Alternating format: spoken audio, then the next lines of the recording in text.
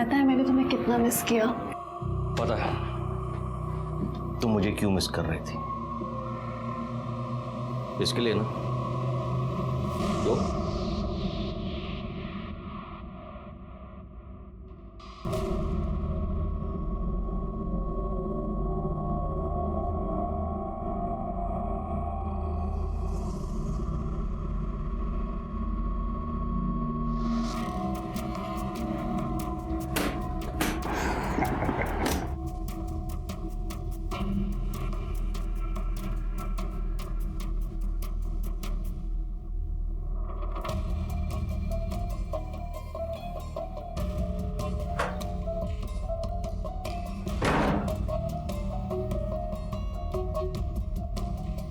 बहुत स्ट्रेस्ड लग रहे हो।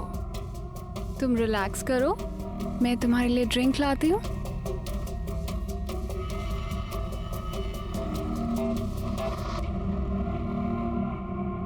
देखो मुझे पता है कि तुम बहुत थक चुके हो, पर मुझे बताना तो पड़ेगा ना कि मुझे याद है, अच्छी तरह से याद है मुझे, और पैसों का इंतजाम कर रहा हूं मैं। बहुत जल्द तुम्हें बाकी के पैसे मिल जाएंगे।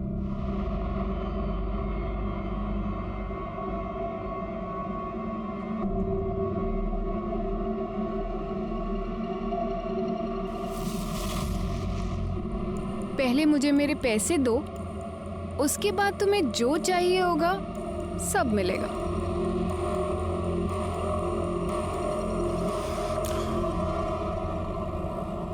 बड़ों का भी यही प्रॉब्लम है। मुझे ना रोज 2-2 सब्जियां बनानी पड़ती हैं। किसी को ये नहीं पसंद है, किसी को वो नहीं पसंद है। देखो कितनी सब्जियां लेके आई। कुछ भी। बस बस बस भैया बस। ममता देख, कुसुम आंटी आई हैं। आंटी चल चल चल चल चल चल चल। आंटी आप कैसे हो? ये हमारी दूर की चाची हैं, इंदौर से आई हैं। अच्छा। मैं अभी मिलके आती हूँ। नमस्ते, कैसी हैं आप? ठीक। आज अचानक यहाँ पर कैसे आना हुआ? इन दोनों की बहुत याद आ रही थी, और इन दोनों को तो आती नहीं है। ऐसे देखने जाए तो किसी को नहीं आती। कोई फोन करके पूछता भी नहीं है मुझे कि जिंदा हूँ कि मर गई। नहीं, चलिए ना ऊपर चल के बात करते हैं। हाँ हाँ चलिए चलिए। चलो आंटी। चलो आ जाओ। अरे तुम क्यों चिंता करती हो, मैं हूं ना। मैंने तुम्हें आज तक किसी बात के लिए मना किया क्या? मैं सब कर दूंगा। तो बात यहाँ तक पहुँच चुकी है। रहे मेरे घर में रहे हो और गुलामी उसकी कर रहे हो। तुम गलत समझ रही हो सोनल, वो बात नहीं है। अच्छा तो क्या बात है? चल क्या रहा है? मुझसे तो कभी इतने प्यार से बात नहीं की जितनी उस कमीनी से कर रहे थे। क्या बकवास कर रही हो तुम, और किसी के भी सामने शुरू हो जाती हो तुम। एक मिनट, किसी के भी सामने मतलब? ये तो घर की है ना। और जब तुम्हें मेरी चिंता नहीं है तो फिर इनकी चिंता क्यों कर रहे हो? चले क्यों गए? यही बात करो ना। बेशर्मी की हद तो वैसे ही पार कर चुके हो। सबके सामने बात कर लोगे तो क्या चला जाएगा? दीदी शांत हो जाइए। आप लोग बैठिए, मैं चाय बना कर लाती हूँ। नहीं नहीं, तुम सब लोग बैठो। चाय तो मैं बनाकर लाती हूँ, क्योंकि इसने शादी मुझसे इसीलिए तो की है कि घर में एक नौकरानी चाहिए। दीदी वाह, क्या हालत बना के रखी है। कुछ कहो कुछ पूछो तो काटने को आता है। सब ठीक है या वैसे ही? आप उधर चलो, मैं सब बताती हूँ। हुकुम सेठ, बस एक आखिरी बार पैसे दे दो। तुम्हें पैसे देने से अच्छा है मैं अपने ड्राइवर को पैसे दे दूं। कम से कम वापस तो मिल जाएंगे वहां से मुझे पैसे। माफ करना नहीं हो पाएगा।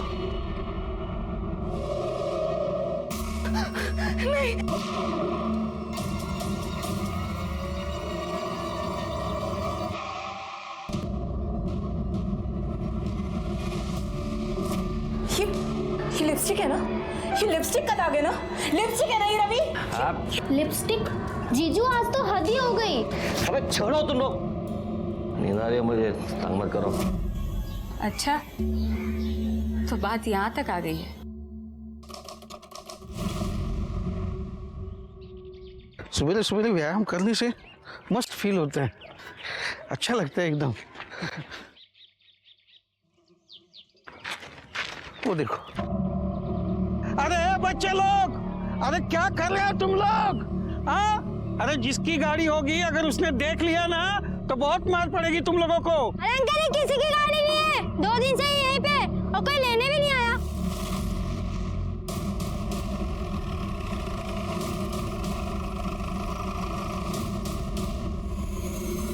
साहब बच्चे लोग बोल रहे थे कि गाड़ी 2 दिन से इधर ही पड़ी हुई है। मुझे तभी डाउट हुआ कि कोई इतनी महंगी गाड़ी ऐसे कैसे छोड़ के जा सकता है सड़क पर, वो भी खुली हुई। इसलिए मैंने तुरंत आपको फोन कर दिया। भाग गाड़ी मध्ये चेक करा, काही पेपर्स वगैरह काय आहे का? ओके सर कर दे। मैडम आजूबाजूला चेक करा, काय भेटताय का? साहब कार में बॉम्ब तो लगा के नहीं गया ना?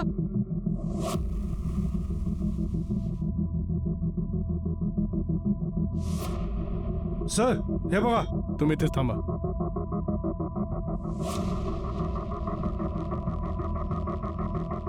ये देखिए सर, देसी रिवॉल्वर के बुलेट्स। इसका कनेक्शन इस गाड़ी के साथ है या फिर यहाँ पे कुछ और भी वारदात हुई है? फिलहाल इसे बैलिस्टिक के लिए भेज दो। सर गाड़ी पूरी खाली है, कोई पेपर या डॉक्यूमेंट्स नहीं मिला।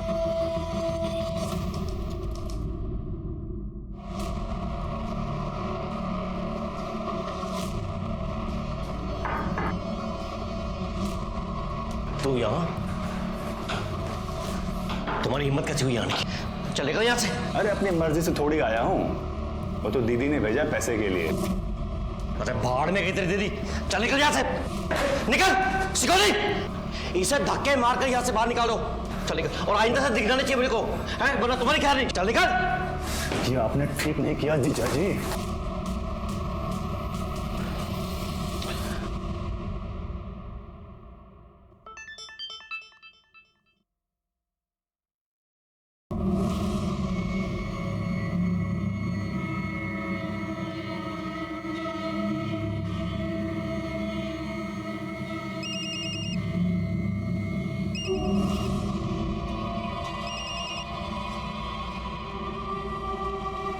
ये वीडियो क्यों भेजा तुमने मुझे? ताकि तुम्हें याद दिला सकूं कि तुम्हें मुझे पैसे देने हैं। मुझे ब्लैकमेल करना बंद करो, वरना अच्छा नहीं होगा। सॉरी, पर मैं भी तो वही कर रही हूँ ना जो तुमने किया। मेरे भाई को पैसे देने के बजाय उसे सबके सामने बेइज्जत कर दिया, उसे उठाकर बाहर फेंका दिया। तुम्हें पता है वो कितना रो रहा है? अब उस वजह से ना मुझे भी बहुत दुख हो रहा है। सोच रही हूँ कि ये वीडियो ना तुम्हारी बीवी को भेज दो, तो फिर सब ठीक हो जाएगा, है ना? नहीं, देखो ऐसा मत करना, ऐसा कभी मत करना। मैं आता हूँ तुम्हारे पास, मैं आके बात करता हूँ, ठीक है? मैं अभी आ रहा हूँ।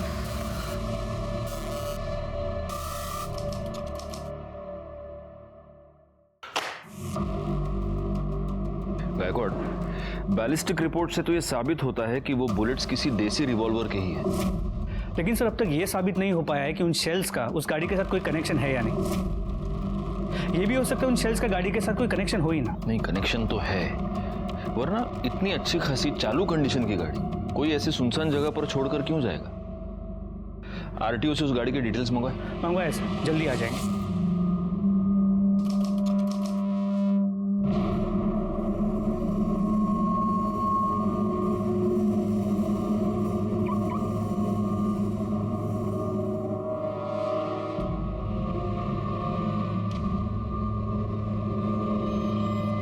मुझे सिर्फ 2 दिन का टाइम दे दो। 2 दिन में मैं पूरे 1 करोड़ रुपए तुम्हें लाके दे दूंगा, लेकिन प्लीज मुझे इस वक्त सिर्फ 2 दिन का टाइम दे दो प्लीज। और अगर पैसे नहीं अरेंज हुए तो? तुम्हें जो अच्छा लगेगा ना तुम वो करना, और मैं तुम्हें कुछ नहीं बोलूंगा, प्रॉमिस। ठीक है, थैंक यू।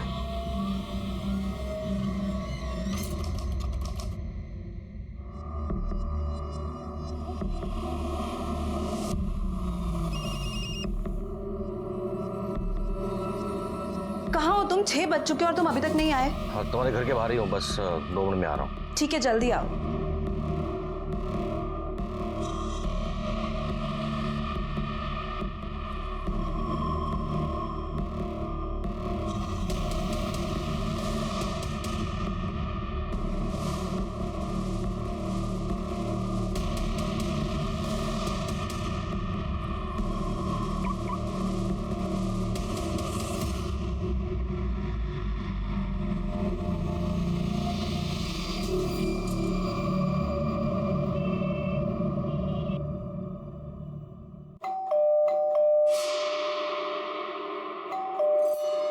अरे कोई खोलता क्यों नहीं? कितनी देर से बेल बजा रही हूँ। अरे शशिकला ताई, कोई फायदा नहीं है। मैं 1 घंटे पहले डोरबेल बजा के गया हूँ। अरे पुलिस को बुला लेते हैं, 2 दिन से दरवाजा बंद है, इतनी गंदी बदबू आ रही है, पता नहीं अंदर क्या हुआ है।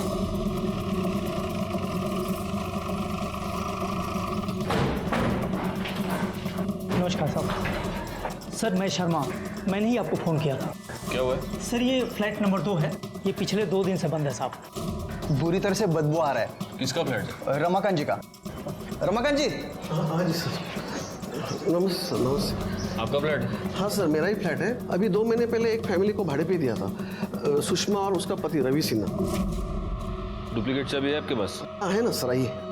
आइए। कुछ गड़बड़ लग रही है, इसीलिए आपका वेट कर रहे थे।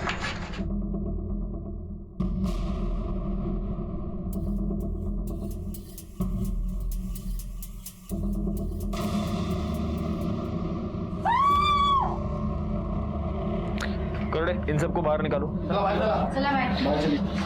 गायकवाड़, पूरे घर की तलाश लो, देखो कुछ मिलता है क्या। सर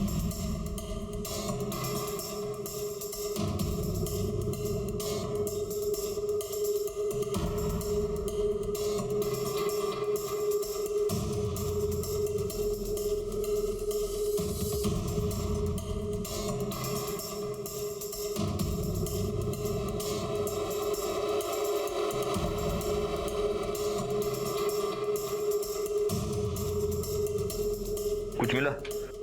नहीं सर, कोई आईडी प्रूफ या कोई मोबाइल वगैरह कुछ नहीं मिला। सर ये बुलेट का शेल है, इसी से उस पर फायर किया गया है और मर्डरर ने बड़ी चालाकी से इस तकिए में से बुलेट फायर की है ताकि आवाज ना हो और वो अपना काम करके चुपचाप निकल जाए। एक काम करो गायकवाड़, रख दो उसको। इस शेल को बैलिस्टिक टेस्टिंग के लिए भेज दो और बॉडी को पोस्टमार्टम के लिए भेज दो। जी सर। सर इसके पति को तो मैंने भी 2-4 बार ही देखा था, ज्यादातर अकेले ही रहती थी। मैंने 1-2 बार पूछा भी था तो बोली कि वो काम की वजह से ज्यादातर बाहर ही रहते हैं। इसके पति का मोबाइल नंबर है तुम्हारे पास? हाँ हाँ है ना सर। गायकवाड़ बोला। सर रवि सिन्हा का नंबर स्विच ऑफ है। अच्छा सुनिए, एक्सक्यूज मी, आप में से किसी ने भी इस फ्लैट में इन पति पत्नी के अलावा किसी को आते जाते देखा है? हाँ सर, एक लड़का आता था, मैंने पूछा भी था कि ये कौन है, तो उन्होंने बोला कि भाई है मेरा। भाई? रमाकांत जी, आपको किसी ऐसे लड़के के बारे में कुछ पता है? जी नहीं सर। अच्छा, इस लड़के का कोई मोबाइल नंबर, एड्रेस किसी के पास? नहीं सर।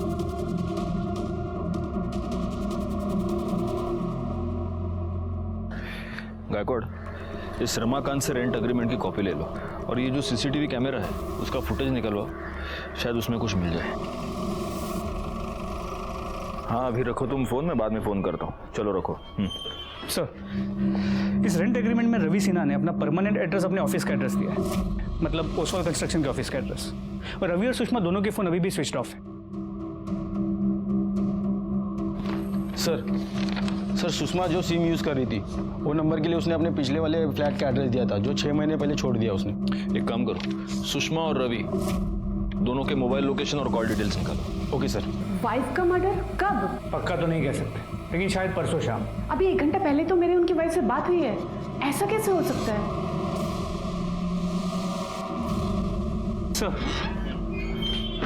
सर एक कंफ्यूजन है।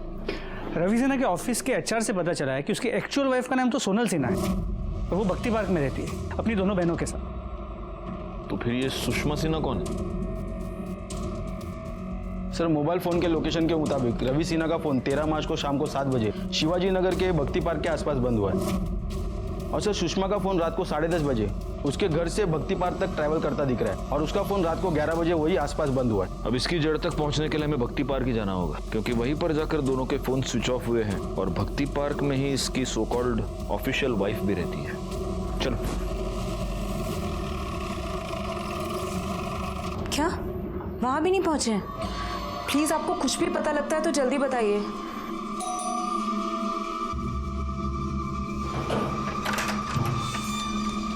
क्या हम अंदर आ सकते हैं? जी आइए ना।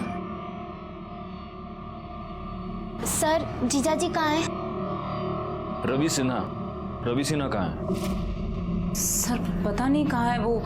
अभी अभी उनके ऑफिस से भी फोन आया था कि वो वहाँ भी नहीं पहुँचे हैं। पता नहीं बिना बताए कहाँ चले गए। आपने उन्हें आखिरी बार कब देखा था? 11 तारीख को, जब वो अपना बैग पैक कर रहे थे। क्या कर रहे हो तुम ये? कहाँ जा रहे हो रवि? उस चुड़ैल के पास जा रहे हो ना? तुम्हारा हो गया है दिमाग खराब। तुम्हें जो सोचना है सोचो। हटो रास्ते से। रवि, हटो। रवि मेरी बात तो सुनो रवि प्लीज। दीदी क्या हुआ? जीजू कहाँ चले गए?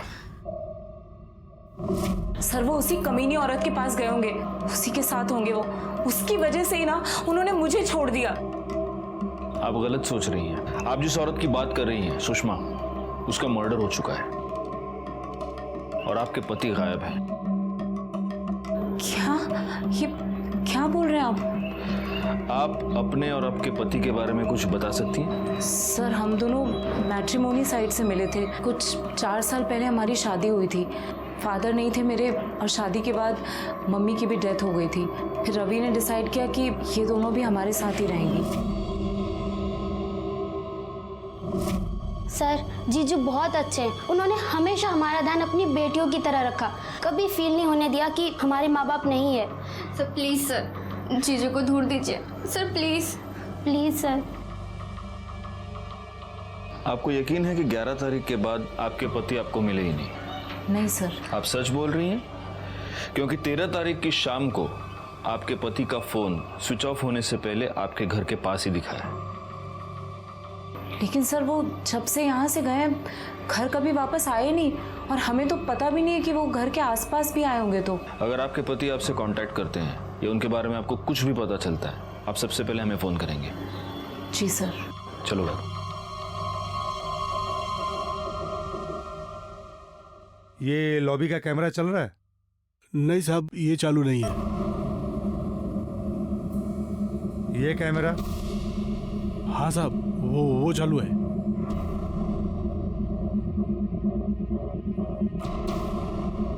बैकवर्ड, मुझे इस कैमरे के 11 से 13 मार्च के बीच की सारी फुटेज चाहिए, और वो सोनल और उसकी दोनों बहनें ममता और कामना, उनके मोबाइल लोकेशन और कॉल डिटेल्स वो भी निकलवाओ। सर,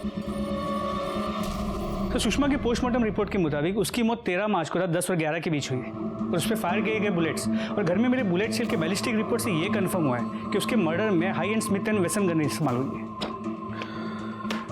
गायकवाड़, सुषमा के घर में हमें फोर्स्ड एंट्री का कोई भी निशान नहीं दिखा। इसका मतलब उसका मर्डर किसी ऐसे आदमी ने किया है जिसको वो जानती थी, और हो सकता है कि वो आदमी रवि सिन्हा ही हो।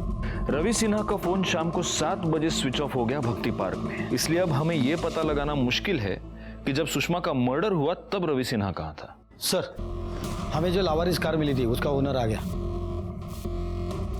मैंने तो सिन्हा के एजेंट को सारे डॉक्यूमेंट दिए थे, पता नहीं उसने अब तक ट्रांसफर क्यों नहीं किया। एक मिनट, आपने ये गाड़ी रवि सिन्हा को बेची थी? हाँ सर, कोई प्रॉब्लम है क्या?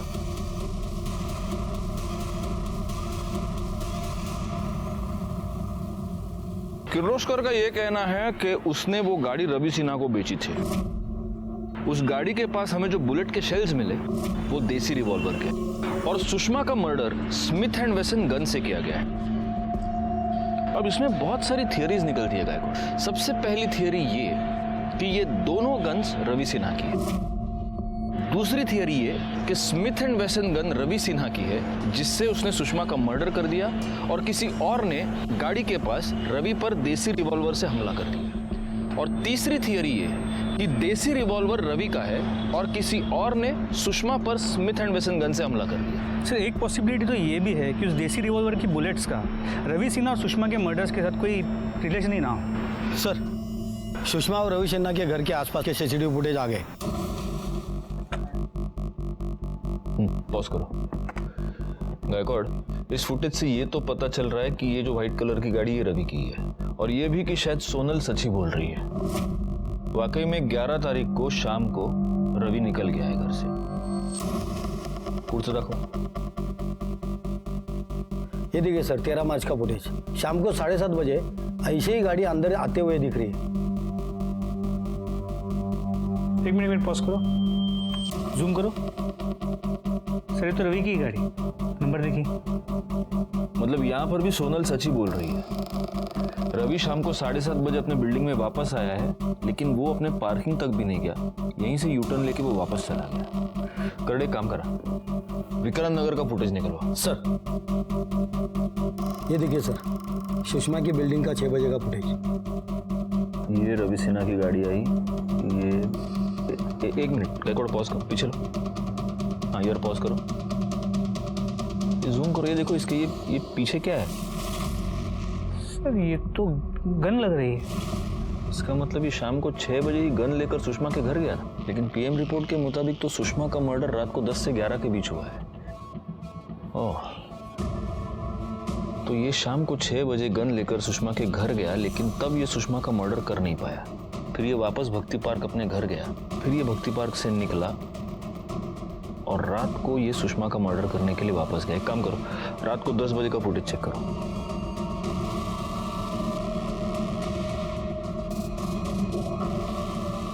ऐसे कैसे हो सकता है? मतलब रात को रवि सिन्हा वापस आया ही नहीं। सर सुषमा की बिल्डिंग में पीछे से भी एक एंट्रेंस है, यहाँ पे लाइट ज़्यादा नहीं है, काफ़ी अंधेरा होता है, और वहाँ पे सीसीटीवी कैमरा भी नहीं। हो सकता है कि रवि सिन्हा वहाँ से आया। इस केस में हमारे पास थियरी की कोई कमी नहीं थी, लेकिन सबूत की कमी थी। वैसे रवि सिन्हा के मोबाइल लोकेशन से हमें काफ़ी कुछ बातें पता चली थी। 11 तारीख की रात को रवि सिन्हा इंदौर गया। 11 तारीख की रात से लेकर 12 की सुबह तक ट्रैवल करके वो इंदौर पहुंचा। 13 की सुबह वो इंदौर से वापस निकला और शाम तक पुणे आया। जिन बच्चों और बुजुर्गों को रवि की गाड़ी मिली थी, उन्होंने यही बताया था कि 13 तारीख की रात से वो गाड़ी वहीं पर थी। ममता, कामना और सोनल के मोबाइल रिकॉर्ड से ये पता चला कि ये तीनों औरतें 13 तारीख की रात से लेकर अगले दिन सुबह तक अपने घर पर ही थी। वैसे ममता और कामना के मोबाइल रिकॉर्ड्स में हमें एक नंबर मिला था जो इंदौर का था, और जिस नंबर पर ये दोनों लड़कियां लगातार टच में थी, और ये नंबर कुसुम सिन्हा नाम की किसी औरत के नाम पर रजिस्टर्ड था। एक और इंटरेस्टिंग फैक्ट ये पता चली थी कि कॉलेज में ममता और कामना का नाम सिन्हा नाम से रजिस्टर्ड था, लेकिन अगर वो सोनल की बहनें थी तो उनका नाम पांडे होना चाहिए था। सर कामना और ममता मेरी बहनें नहीं हैं। बहन नहीं है तो फिर क्या है? बेटियां हैं। क्या? सगी नहीं, सौतेली बेटियां। मतलब? रवि की पहली बीवी कुसुम है, कामना और ममता उन्हीं की बेटियां हैं। तो फिर आपने इन्हें अपनी बहन बनाने का नाटक क्यों किया? सर रवि इंदौर के पास एक गांव से हैं। 10 साल पहले कुसुम के साथ उनकी प्रॉब्लम की वजह से उन्होंने कुसुम को डिवोर्स दे दिया था और वो पुणे शिफ्ट हो गए थे। फिर करीब 4 साल पहले हमारी मुलाकात एक मैट्रिमोनी साइट पे हुई। फिर हम दोनों ने शादी कर ली। उन्होंने मुझे अपनी पहली बीवी से हुए बच्चों के बारे में बताया था और वो उनके फ्यूचर को लेके भी काफ़ी परेशान थे। फिर मैंने उनसे कहा कि क्यों ना हम बच्चों को यहाँ पुणे ले आएं और बेटर फ्यूचर देने की कोशिश करें, तो वो मान गए। और फिर मैं खुद कुसुम दीदी से बात करने इंदौर गई थी। दीदी इंदौर थोड़ा छोटा सिटी है, पुणे में इन लोगों के लिए अपॉर्चुनिटीज़ थोड़ी ज़्यादा हैं और इनका फ्यूचर भी सिक्योर हो जाएगा। और मैं आपसे प्रॉमिस करती हूँ इन्हें किसी भी चीज़ की कोई कमी नहीं होगी। और आप तो यहाँ हैं ही, आप जब भी चाहें पुणे इनसे मिलने आ सकती हैं। महान बनने की कोशिश कर रही है ना? पहले मेरे पति को छीन लिया, मेरे बच्चों को छीनने आई। तेरी ना महानता में निकालती। चल यहाँ से, मेरे घर में घुसने की कोशिश मत कर। चल यहाँ से, बढ़िया ही। हमने इन्हें खुद कांटेक्ट किया और फिर जैसे तैसे माँ को भी मना लिया। पापा चले? हाँ चलते हैं। तब से ये दोनों यहाँ रहने लगी और रवि तो आज भी कुसुम दीदी को उनका खर्चा देते हैं। नहीं, लेकिन अभी भी मेरे एक बात समझ में नहीं आ रही कि रवि अपनी ही बेटियों को अपनी सालिया बनाकर यहाँ पर क्यों रख रहा था? सर उन्हें लगता था कि अगर वो इन्हें अपनी बेटियां बताएंगे तो उनके करियर में प्रॉब्लम हो सकती है। उनके ऑफिस में कोई नहीं जानता था कि उनकी पहले भी एक शादी हो चुकी है और उससे उन्हें बच्चे हैं। खैर 11 तारीख के बाद रवि ने आपसे कांटेक्ट करने की कोई कोशिश की? उसकी कोई खबर? नहीं सर। हाँ बोलो। ठीक है हम वहाँ आते हैं। सर एक आदमी की डेड बॉडी मिली है। कहाँ पर? सर उस दिन में जो गाड़ी मिली थी उसके पास एक मटन शॉप है, उसके पीछे। ये रुक, पुलिस आ गई, फोन रख। साहब मैं रमज़ान, मैं ही आपको फ़ोन किया था। आओ पीछे की साइड।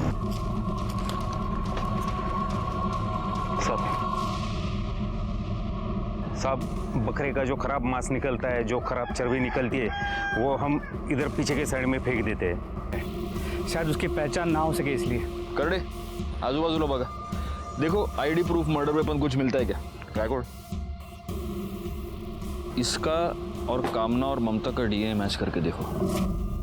मेरा सिक्स सेंस ये कह रहा है कि शायद ये रवि सिन्हा है।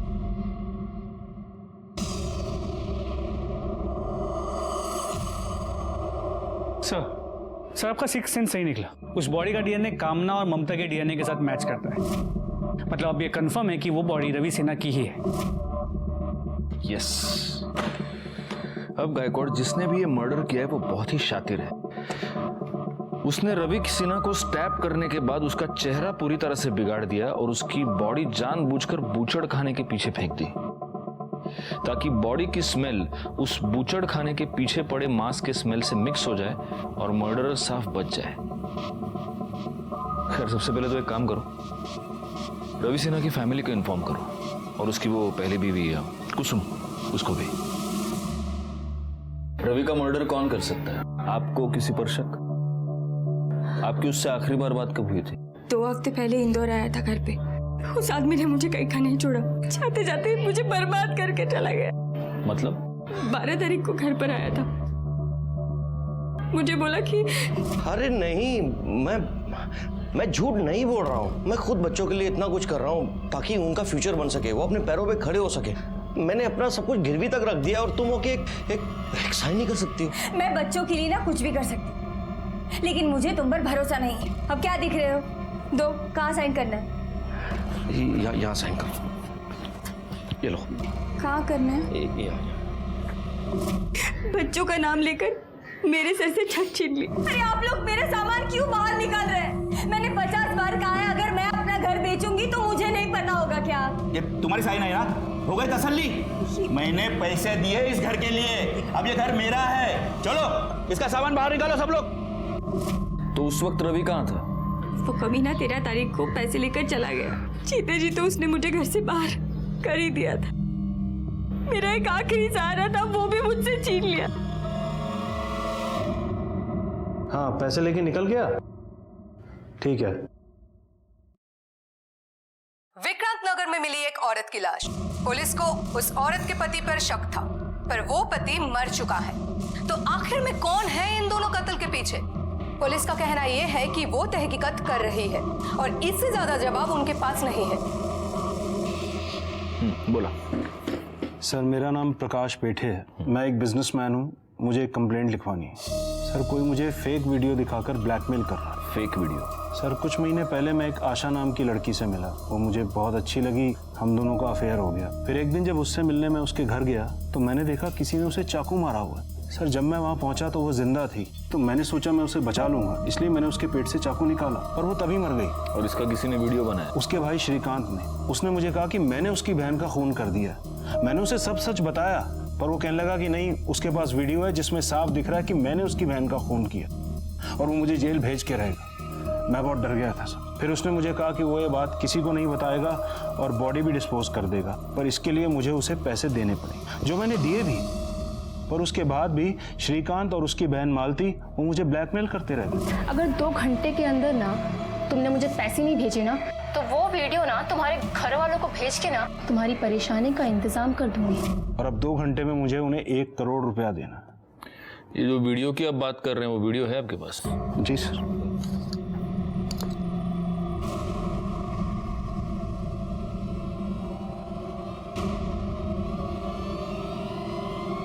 एक मिनट, इस वीडियो में ये जो लड़की दिख रही है, ये क्या नाम बताया ना? आशा? जी। नहीं, आशा नहीं, ये तो सुषमा है और इसका मर्डर 13 तारीख को हुआ है। एग्जैक्टली सर, मैं भी यही कह रहा हूँ। एक लड़की 2 बार कैसे मर सकती? गायकवाड़, ये कोई बहुत बड़ा स्कैम लग रहा है।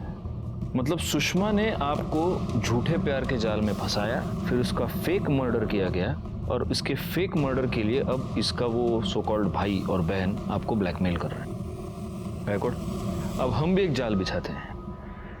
उस चाल में शायद ये असली कल्प्रिट पकड़े जाएं।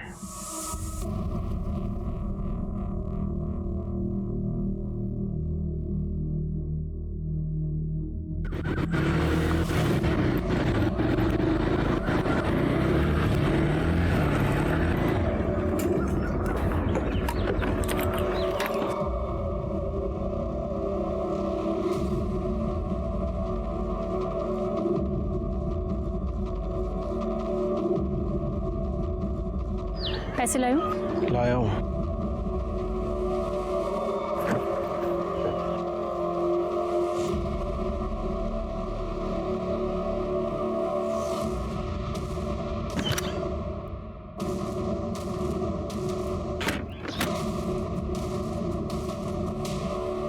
अब तुम्हारी फुल एंड फाइनल पेमेंट हो गई है, अब तुम फ्री हो। सर ये मालती और सुषमा दोनों सगी बहन थी सर। जैसे सुषमा ने प्रकाश को अपने जाल में फंसाया था, वैसे ये मालती ने पैसों के लिए रवि को अपने जाल में फंसा लिया था सर। पाटिल मैडम, कन्या भी सच बोलना चाहती, उसकी भी मदद करो, उसको भी मिर्ची खिलाओ। नहीं, मैं बता रही हूँ, सुषमा ने प्रकाश के सामने मरने का नाटक किया था। वैसे मैंने भी रवि के सामने मरने का नाटक किया और सुरेन ने उसका वीडियो बनाया था।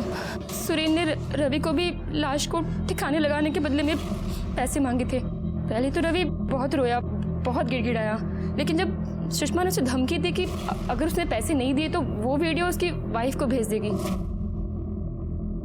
तब वो मान गया। तो सुषमा और रवि की वाकई में शादी हुई थी? नहीं सर, वो लोग झूठ बोलकर विक्रांत नगर में रहते थे। अरे तूरे, तू सच में इनका भाई है क्या? नहीं सर, मैं इनका कोई भाई नहीं था, इनसे हमारा कोई रिश्ता ही नहीं था सर। इन लोगों ने हमको पैसों के लिए हार किया था। तो जिस दिन सुषमा की मौत हुई तो उसके साथ था? हाँ सर, साथ में था सर, लेकिन 9:45 तक मैं वहां से निकल गया था। तो ये भी तो हो सकता है कि जो पैसे रवि ने सुषमा को दिए थे वो पैसे तूने लिए, तूने सुषमा का मर्डर किया और फिर तू वहां से गया। अरे सर, मैं सच कह रहा हूँ सर, मैंने किसी का खून नहीं किया है सर। हाँ सर, ये सही बोल रहा है, इसने नहीं मारा उसे। उस दिन 10 बजे के तकरीबन रवि का दिया हुआ 1 करोड़ रुपए लेके वे मेरे पास आया था। सुषमा की मौत की वजह से हम लोग फंस सकते थे, इसलिए हमने सोचा कि हम लोग प्रकाश से 1 करोड़ रुपया और निकलवाएंगे और हमेशा के लिए पुणे छोड़ देंगे। हाँ सर, ऐसा ही प्लान किया था हम लोगों ने। रवि के पास सुषमा के मर्डर का मोटिव था, लेकिन पोस्टमार्टम रिपोर्ट के मुताबिक रवि की मौत 13 तारीख को शाम 6 से 8 के बीच हुई थी, जबकि सुषमा की मौत 13 तारीख को रात 10 से 11 के बीच, यानी रवि सुषमा से पहले मर चुका था। रवि की मौत ने उसे इनोसेंट साबित कर दिया। ना ही रवि के केस में हमारे पास कोई क्लू था और ना ही सुषमा के। तभी हमने कामना के कॉल रिकॉर्ड से वो नंबर निकाले जिनसे वो लगातार टच में थी। उसमें से एक नंबर 13 तारीख को शाम 5 बजे से लेकर रात को 11 बजे तक उसके घर के पास एक्टिव था। जब हमने पूछताछ की तो हमें ये पता चला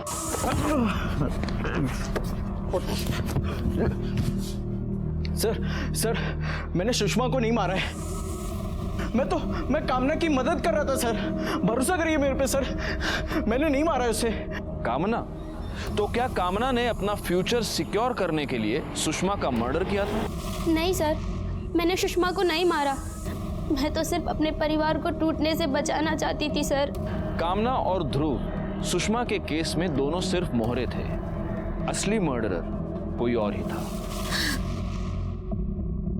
सब मुझे डाउट तो पहले से ही था कि रवि का कहीं अफेयर चल रहा है, लेकिन कंफर्म उस दिन हुआ जब ध्रुव और कामना ने विक्रांत नगर में रवि का पीछा किया।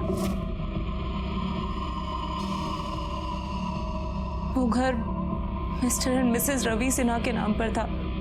मुझे लगा रवि ने सुषमा से शादी कर ली है, सुषमा को किसी भी हाल में अपने रास्ते से हटाना चाहती थी, इसीलिए मैंने ध्रुव की मदद ली, क्योंकि ध्रुव रिच और पावरफुल फैमिली से बिलोंग करता है। फिर मुझे ध्रुव ने वो गन लाकर दी जिससे मैंने सुषमा को मारा। 13 तारीख की शाम को हम तीनों ने अपना फोन साइलेंट पे करके घर पे ही छोड़ दिया था। फिर हम लोग प्लान के मुताबिक सुषमा के घर के बाहर पीछे के रास्ते से पहुंचे।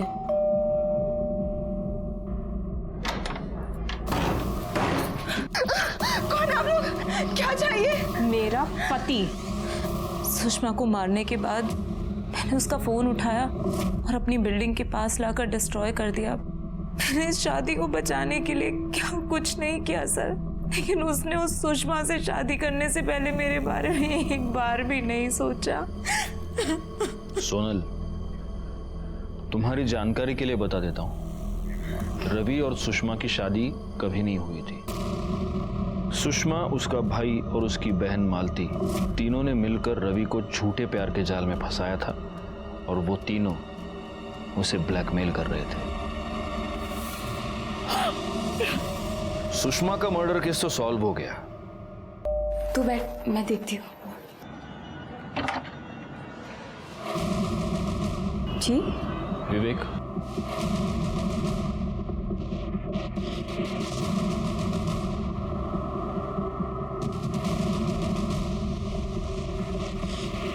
विवेक सिन्हा, महाराष्ट्र पुलिस।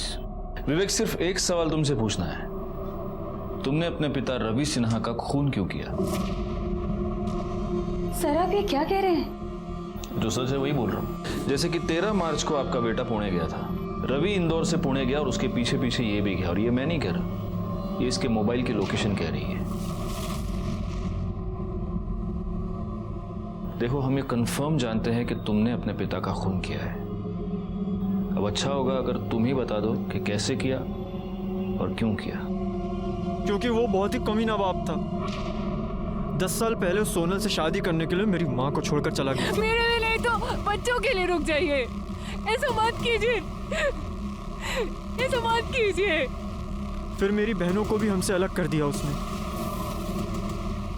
कामना ममता, अगर तुम दोनों यहाँ से गई तो हमारा तुमसे कोई रिश्ता नहीं रहेगा।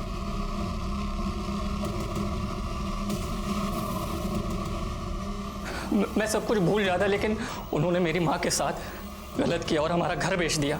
मैंने उसी दिन तय कर लिया था कि मैं इस आदमी को जिंदा नहीं छोड़ूंगा। फिर मैं पुणे गया। हाँ, कहाँ हैं आप? मुझे आपसे मिलना है, कुछ ज़रूरी बात करनी है। ठीक है, तुम 15 मिनट के बाद मुझे करवे चौक के पास मिलो। फिर उन्होंने मुझे वहाँ से पिक किया और एक सुनसान सी जगह में ले गए और अपना मोबाइल फ़ोन स्विच ऑफ कर लिया ताकि हमें कोई डिस्टर्ब ना कर सके, और अपना वही दुखड़ा सुनाने लगे। बेटा, मैं एक औरत के चक्कर में बुरी तरह से फंस गया हूँ, बहुत बुरी तरह से। अगर मैं उसे पैसे नहीं देता ना तो वो मुझे बर्बाद कर देती। बेटा, मैं बहुत जल्द तेरी मम्मी का घर तुझे वापस दिलवा दूंगा। मुझे उससे कोई मतलब नहीं, मुझे मेरी माँ का घर वापस चाहिए बस, वरना मैं तुझे जिंदा नहीं छोड़ूंगा। अरे बदतमीज, अपने बाप के अरे छोड़, छोड़, मुझे मेरी माँ का घर वापस चाहिए। समझ नहीं आ रहा तुझे? समझ नहीं आ रहा? वापस कर।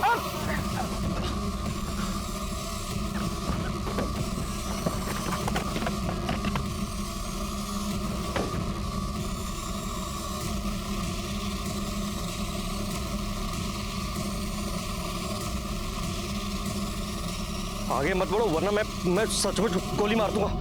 कुचड़ खाने के पीछे फेंक दी। चाकू मैंने रास्ते में एक नदी में फेंक दिया था।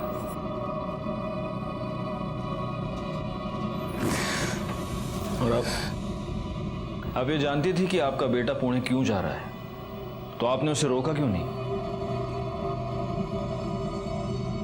पहले सोचा उसे रोक लूं, फिर लगा समाज में छोड़ी हुई औरत से ज्यादा इज्जत विधवा की होती है ना, तो क्यों ना विधवा ही बनकर थोड़ी इज्जत कमा लूं। लेकिन आपने ये नहीं सोचा कि आपका ये पागलपन आपके बेटे को जिंदगी भर के लिए क्रिमिनल बना देगा। उस दिन अगर रवि का रिवॉल्वर लॉक नहीं हुआ होता तब भी शायद वो अपने बेटे पर गोली नहीं चलाता, क्योंकि रवि अपने बच्चों का भला चाहता था। लेकिन उसकी एक गलती ने सब कुछ बर्बाद कर दिया। रवि की जान चली गई और उसका पूरा का पूरा परिवार सलाखों के पीछे पहुंच गया। रवि को इस जुर्म की दस्तक कई बार मिल चुकी थी, लेकिन रवि ने उसे अनदेखा अनसुना कर दिया और मालती, सुरेन और सुषमा के जाल में फंसकर उसने सब कुछ उजाड़ दिया। इसीलिए कहता हूं, जुर्म की दस्तक को अनदेखा अनसुना ना करे, उसके परिणाम बहुत भयंकर हो सकते हैं। इसी के साथ मैं सीनियर इंस्पेक्टर राजेश यादव आपसे विदा लेता हूं। दोबारा मिलूंगा, तब तक सतर्क रहिए और देखते रहिए क्राइम पेट्रोल दस्तक, क्योंकि मकसद बताना नहीं, बचाना है।